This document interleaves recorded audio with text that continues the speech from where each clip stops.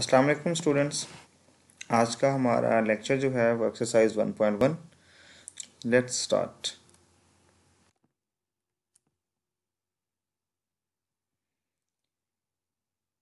First question है find the order of the following. First question में हमने find out करना है ऑर्डर। अब जैसा कि पीछे डेफिनेशंस में हम पढ़ चुके, उसके अलावा ये एक ऊपर हाईलाइट दिया हुआ है आपको। ये अगर आप माइंड में रखेंगे तो आपका सवाल हल करना आसान हो जाएगा। अगर ये आपके माइंड में नहीं है, ये आप रिमेंबर नहीं कर पा रहे हैं, तो सवाल हल करना आपके लिए मुश्किल हो जाएगा। पहली बात तो ये है कि इसको आप अपने माइंड में रिफ्रेश कर लें कि order of matrix will be equal to rows of matrix by number of columns of the matrix. So let's start. Question number 1 है हमारे पास। ए है कोई मैट्रिक्स। सबसे पहले इसकी हम रोज काउंट करेंगे 1 एंड 2। रोज इसकी कितनी हो गई 2। फिर देखेंगे इसके कॉलम्स, कॉलम 1 एंड कॉलम 2। रोज भी 2 और कॉलम भी 2। Number of rose and number of columns. अब यहाँ देखें, सबसे पहले हमने क्या लिखना है, नंबर ऑफ रोज, यानी रोज कितनी है, कतारें कितनी है, पहले तो वो लिखेंगे।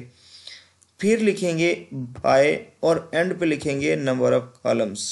You can see here order of matrix A will be 2/2। क्यों? क्योंकि इसमें नंबर ऑफ रोज भी 2 हैं और नंबर ऑफ कॉलम्स भी 2 हैं। इसी तरह सेकंड क्वेश्चन है, वो भी सेम एज है। इसमें भी नंबर ऑफ रोज 2 हैं, 1 और 2। इसी तरह इसमें कॉलम 1 एंड 2 कॉलम 2 कतारें, तो इसका ऑर्डर भी सेम वैसे ही होगा 2/2। Number of rows of matrix B 2, number of columns of matrix B 2, order of matrix B will be 2/2। Next हमारे पास है सी। यहाँ देखें तो हमारे पास सिंगल रो है, एंट्रीज 2 हैं इस रो में। इस रो के अंदर एंट्रीज 2 हैं बट रो सिंगल है। इसी तरह ये कॉलम जो है 2 हैं, हर कॉलम में सिंगल एंट्री है। इसका ऑर्डर क्या होगा, ये एक रो और ये कॉलम कितने, 2 कॉलम। तो हम ऐसे लिखेंगे number of rows of matrix C 1, number of columns of matrix C 2। Order लिखेंगे तो नंबर ऑफ रोज फर्स्ट लिखेंगे और नंबर ऑफ कॉलम सेकंड पे लिखेंगे। Order of matrix C is 1/2। इसमें देखें सिंगल कॉलम है, ये सिंगल कॉलम, एंट्रीज 3 हैं। एक कॉलम के अंदर 3 एंट्रीज हैं बट कॉलम सिंगल है, लेकिन रोज 3 हैं, 1 2 और ये 3। 3 रोज 1 कॉलम। नंबर, इसका ऑर्डर हम कैसे लिखेंगे, 3 रोज, फिर लिखेंगे बाय और कॉलम कितना है 1। सॉल्व कैसे करेंगे, number of rows of matrix D 3, number of columns of matrix D 1, order will be 3/1।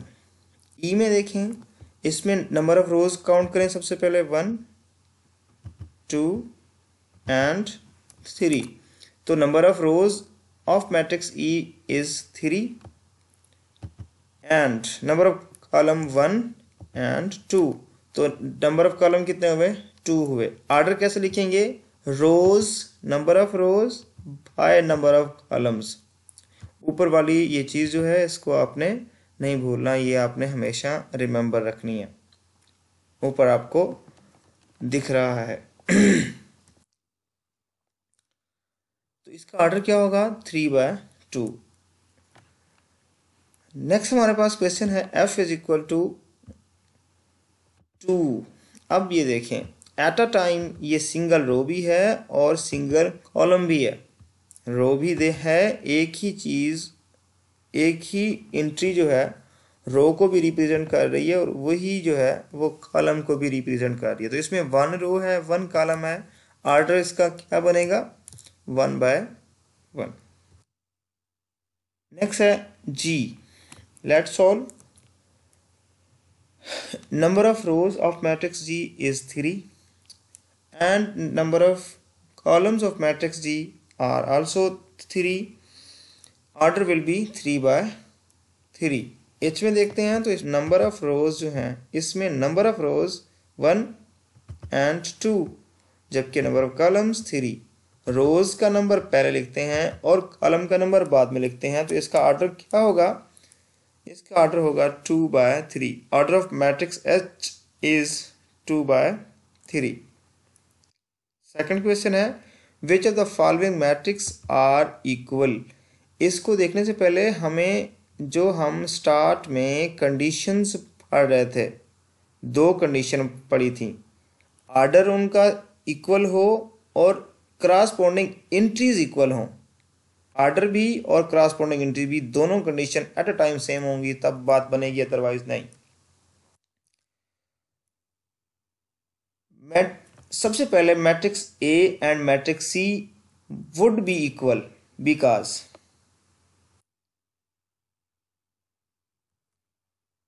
Order of matrix A is equal to the order of matrix C. Number 2, their corresponding entries are equal. You can see here A की only single entry है जो है 3। अगर C को देखते हैं तो इसमें हमें दिखने को तो 2 डिजिट्स दिख रहे हैं बट एंट्री सिंगल है। ये बता रहा है 5 - 2, आंसर हमारे पास 3 आएगा। एंट्रीज भी इक्वल, ऑर्डर भी इक्वल, तो मैट्रिक्स क्या होगा? इक्वल होंगे। नेक्स्ट हमारे पास B and I are equal matrix. Y?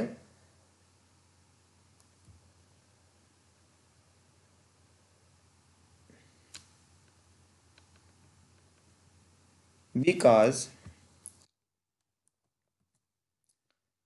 order of B and order of I is equal B। B में 2 इंट्रीज हैं 3 and 5। I में देखते हैं तो इसमें भी 3 + 2, यानी बात वही बन गई 3 and 5। ऑर्डर इक्वल है, कोरेस्पॉन्डिंग इंट्रीज इक्वल हैं, तो matrix will also be equal.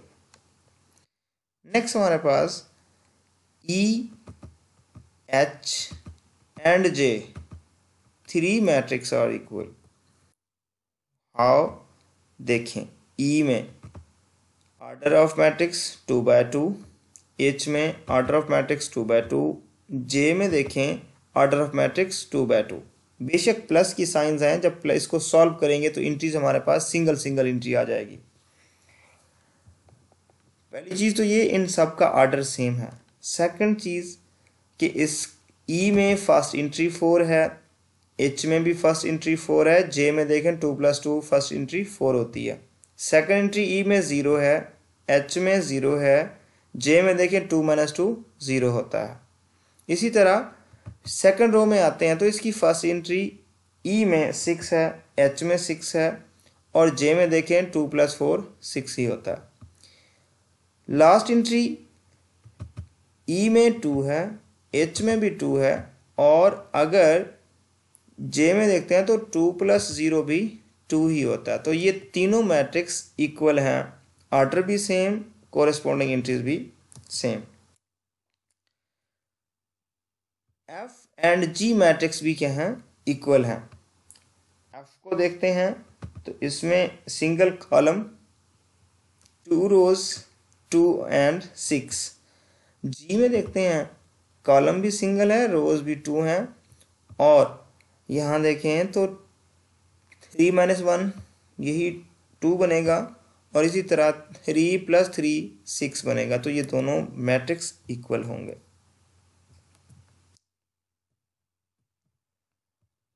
Last में हमारे पास बचता है matrix D.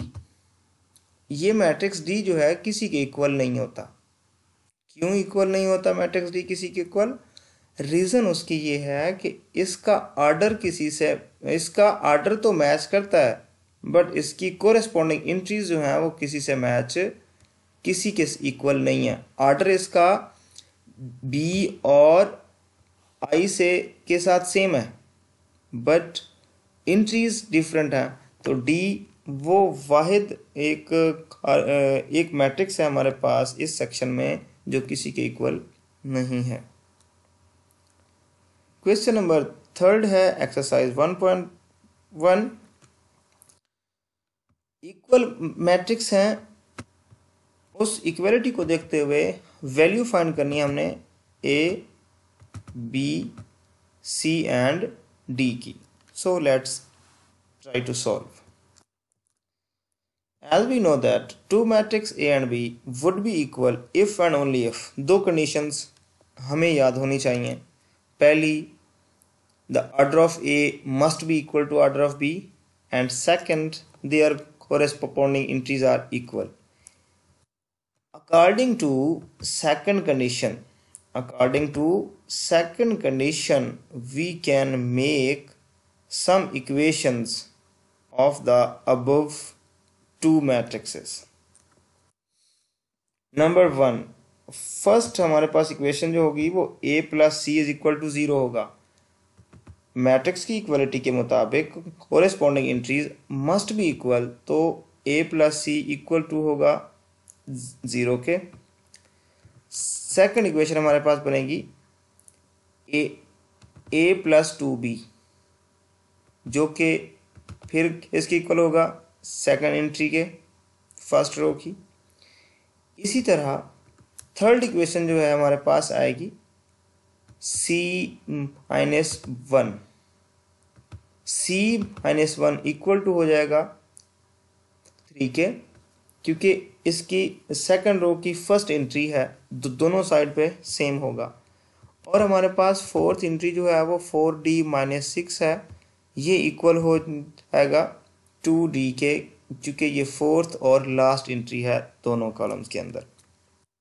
So let's start. First of all we will solve equation 3।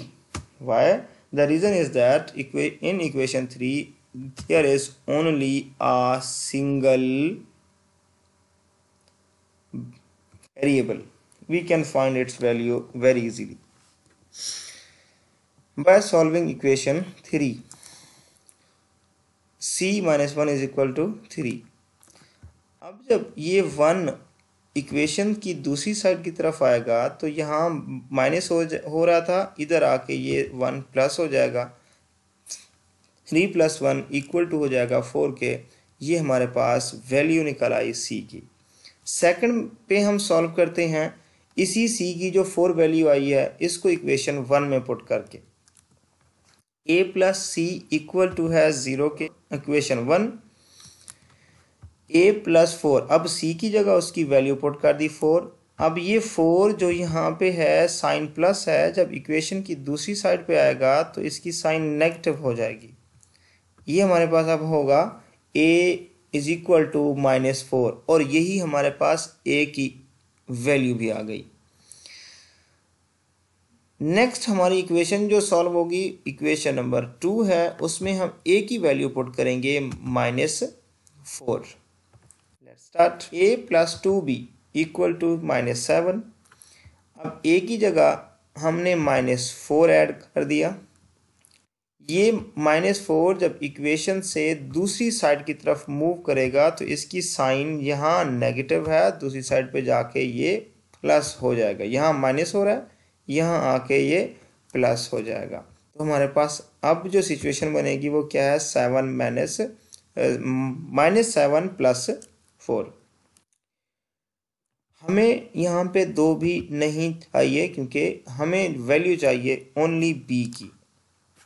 तो जब इसको सॉल्व करेंगे कि 7 में से 4 को माइनस किया 3 बचे, इस 2 को अब दोनों साइड के ऊपर हम तकसीम कर देंगे, डिवाइड कर देंगे। इधर भी 2 को डिवाइड कर देंगे और इधर भी 2 को डिवाइड कर देंगे। यहाँ से तो 2 कट जाएगा लेकिन यहाँ पे 2 आ जाएगा। ठीक है, अब क्या होगा, अब हमारे पास सिचुएशन ये बनेगी। इस सिचुएशन के बाद जब हम इसको मज़ीद सॉल्व करते हैं तो हमारे पास आंसर जो आएगा, b की वैल्यू जो निकलेगी वो होगी -1.5। लास्ट हमारे पास एंट्री बच गई d। तो इक्वेशन 4 को सॉल्व कर लें। इक्वेशन 4 में हमारे पास 4d - 6 = 2d है। इसमें जब हम इस -6 को दूसरी साइड पे लेके जाएंगे तो ये प्लस हो जाएगा।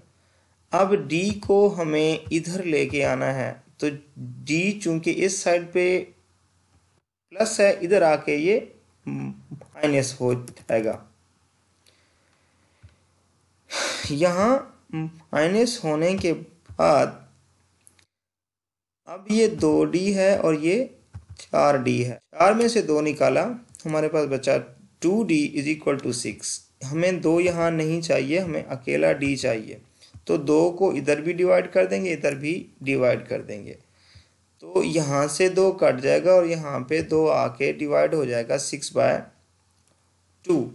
जब 6 को 2 के ऊपर डिवाइड करते हैं हमारे पास आंसर आता है 3। d की वैल्यू हमारे पास कितनी आएगी, 3, और ये हमारे पास d की वैल्यू आ गई। Wishing you best of luck. Next lecture will be on types of matrix.